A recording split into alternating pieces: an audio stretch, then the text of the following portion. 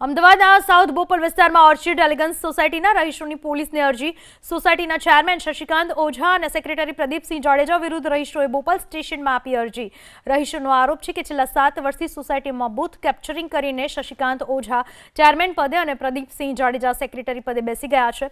સોસાયટીના લોકોને ન તો કોઈ હિસાબ આપવામાં આવ્યો છે, ન તો કોઈ એજીએમ બોલાવવામાં આવે છે કે ન તો ચૂંટણી યોજવામાં આવી છે। જે સભ્ય ચૂંટણી અંગે કે સોસાયટીના હિસાબ માંગે તો સેક્રેટરી અને ચેરમેન ધમકાવતો હોવાનો રહીશોનો આરોપ છે। એમાં એવું છે કે અત્યારે અમારી પાસે 5 ફરિયાદ છે। એમાં 4 ફરિયાદ એવી છે જે પર્સનલી લોકોને ધમકી દેવામાં આવી છે, કોઈ હેરાનગતિ કરવામાં આવી છે। એ લોકોએ એજીએમની કે ઇલેક્શનની માંગ કરી હોય તો એમને ડરાવવા ધમકાવવામાં આવ્યા છે। અને બીજી એક ફરિયાદ છે જે અમારા આખા સોસાયટી તરફની છે, કેમ કે એ લોકો 7 વર્ષથી ઇલેક્શન નથી કરતા। આના પહેલાં બી કદાચ બૂથ કેપ્ચરિંગ કરેલું છે, ત્યારે હું હતી નહીં એના અંદર સોસાયટીમાં, એટલે એક્ઝેક્ટલી ખ્યાલ નથી, પણ હા મેં એટલું સાંભળ્યું કે બૂથ કેપ્ચરિંગ કરેલું છે। તો હવે બધાને ઇલેક્શનની માંગ છે। 7 વર્ષ થઈ ગયા છે, બધાને ઓડિટ રિપોર્ટ્સ જોઈએ છે, એજીએમ જોઈએ છે।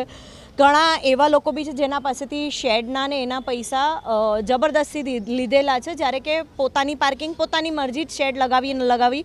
આવા ઘણા બધા એવા ઇન્સિડન્ટ્સ અને કેસીસ છે જે લોકો બધા હવે ત્રાસી ગયા છે ને હવે આક્રોશથી ભરાયેલા છે, એટલે બધાને હવે કમ્પ્લેન